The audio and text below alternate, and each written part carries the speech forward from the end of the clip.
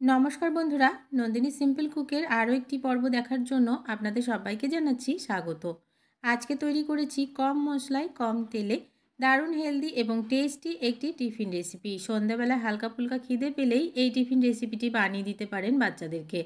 बाड़िर बाच्चा थेके बड़ो सबारই आशा करछि भीषण भालो लागबे आजकेर रेसिपिटी। ताहले देरी ना करे चलुन बंधुरा रेसिपिटी देखे नेওয়া যাক। तार आगे एकटी छोट्ट रिक्वेस्ट, रेसिपि भालो लागले एकटा लाइक शेयर सबस्क्राइब করে আমার চ্যানেলটির পাশে থাকবেন। তাহলে চলুন বন্ধুরা রেসিপিটি দেখে নিই। আজকের এই রেসিপিটি তৈরি করার জন্য প্রথমে এদিকে আমি নিয়ে নিয়েছি একটা কাঁচা আলু।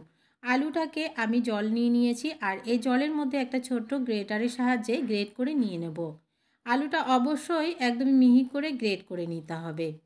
এবারে আমি আলুটাকে গ্রেট করে নিচ্ছি। তো বন্ধুরা আমি দেখুন আলুটাকে একদমই মিহি করে গ্রেট করে নিলাম। এবারে এই আলুতে যে জলটা রয়েছে জলটা ফেলে দিচ্ছি। পুরোপুরি জলটা ফেলিনি, অল্প পরিমাণে একটু জল রয়েছে। এবারে এখানে দিয়ে দিচ্ছি চামচ মেপে 3 চামচ মতো আটা। আমি এখানে গমের আটা ব্যবহার করেছি। আপনারা আটা দিতে না চাইলে এখানে একটু বেসন দিয়ে দিতে পারেন। এবারে দিয়ে দিচ্ছি 1 কাপ সুজি। আমি পুরোপুরি সুজিটা দিইনি, এখানে 1 কাপ থেকে একটু বেশি ছিল বলে একটু রেখে দিলাম। দিয়ে দিচ্ছি পরিমাণ মতো লবণ, হাফ চামচ গোলমরিচের গুঁড়ো দিয়ে খুব ভালো করে প্রথমে একটু মিশিয়ে নিচ্ছি। যদি জলের প্রয়োজন না হয় তাহলে এখানে জল দেব না, আর যদি জলের প্রয়োজন হয় তবেই এখানে জল ব্যবহার করতে হবে। এবারে আমি হাতের সাহায্যে একটু মেখে নিচ্ছি।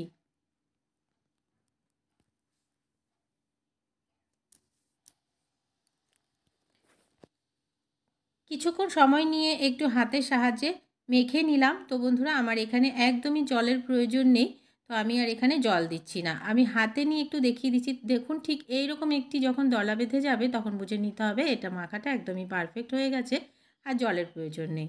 ঢাকা দিয়ে রেখে দিয়েছিলাম 10 মিনিট মতো, যেন সুজিটা খুব ভালোভাবে সফট হয়ে যায়।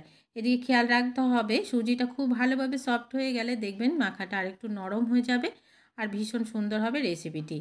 এবারে দেখুন সুজিটা একদমই সফট হয়ে গেছে। আমি আরও কিছুক্ষণ একটু মেখে নিলাম।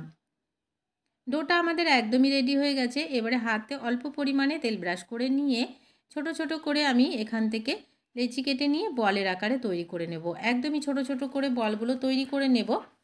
বন্ধুরা এখানে আমি আরও একটা জিনিস দিয়েছিলাম, তো সেটা আমার দেখাতে ভুলে গেছি। এখানে আমি অল্প পরিমাণে একটু বেকিং পাউডার দিয়ে দিয়েছিলাম যেন ভেতরটা একটু সফট হয়। বেকিং পাউডার বা টক দই থাকলে অবশ্যই 2 চামচ দিয়ে দেবেন, তাহলে ভেতরটা ভীষণ সফট হবে।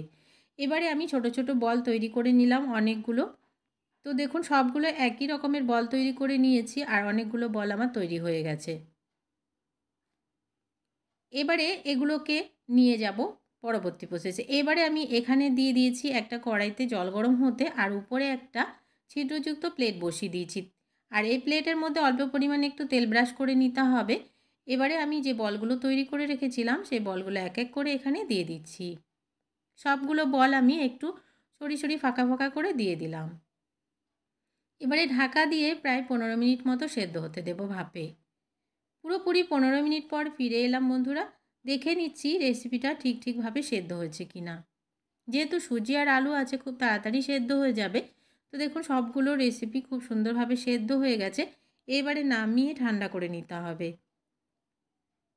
এবারে এগুলোকে আরও একটু টেস্ট করে নিতে হবে, নাহলে কিন্তু বাচ্চারা খাবে না। তার জন্য আমি কড়াইতে 1 চামচ তেল দিয়ে দিলাম। এবারে এই তেলটা একটু গরম হয়ে গেলে এখানে দিয়ে দিচ্ছি আমি বেশ খানিকটা পেঁয়াজ। এখানে আপনারা চাইলে ক্যাপসিকাম গাজরও দিয়ে দিতে পারেন, তাহলে খেতেও ভালো লাগবে আর আরও কিছু সবজি বাচ্চাদেরও খাওয়া হয়ে যাবে। এবারে আমি কিছুটা পেঁয়াজ দিয়ে হালকা ভাজবো, খুব বেশি ভাজবো না, শুধুমাত্র একটু পেঁয়াজটাকে সফট করে নিতে হবে।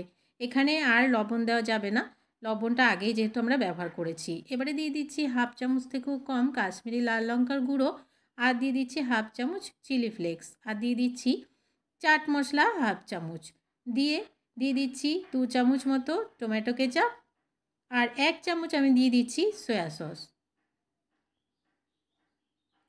দিয়ে এবারে আমরা যে রেসিপিটা তৈরি করে রেখেছিলাম সেটা এখানে দিয়ে খুব ভালো করে একটু মিশিয়ে নিলে রেডি হয়ে যাবে আজকের রেসিপিটি।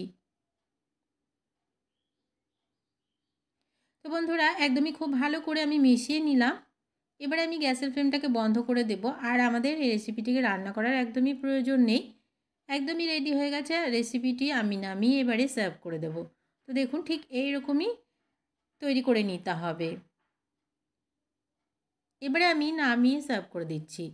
তো বন্ধুরা দেখে নিলেন কতটা সহজে একটি টিফিন রেসিপি তৈরি হয়ে গেল। সন্ধ্যাবেলার টিফিনে এই রেসিপিটি বানিয়ে দিতে পারেন। পেটও ভরবে, মনও ভরবে। এতটাই টেস্ট হয় এই রেসিপিটি, বাচ্চা থেকে বড় সবার ভীষণ ভালো লাগবে। আজকের রেসিপি আশা করছি ভালো লেগেছে বন্ধুরা। যদি ভালো লাগে একটা লাইক করার অনুরোধ রইল, অনেক অনেক শেয়ার করে দেওয়ার অনুরোধ রইল। নতুন বন্ধু আমার চ্যানেলে নতুন এসে থাকলে আমার চ্যানেলটিকে সাবস্ক্রাইব করে পাশে থাকা বেল আইকনটাকে প্রেস করে অল বাটনে ক্লিক করতে ভুলবেন না, এ ধরনের রান্নার নোটিফিকেশানগুলো সবার আগে আপনাদের কাছে পৌঁছে যাওয়ার জন্য।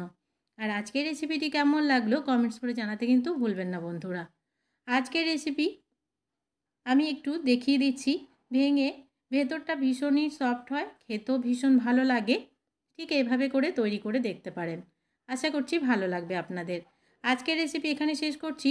দেখা হবে পরবর্তী রেসিপিতে। সবাই ভালো থাকবেন, সুস্থ থাকবেন। আজকের মতন তাহলে আসি বন্ধুরা।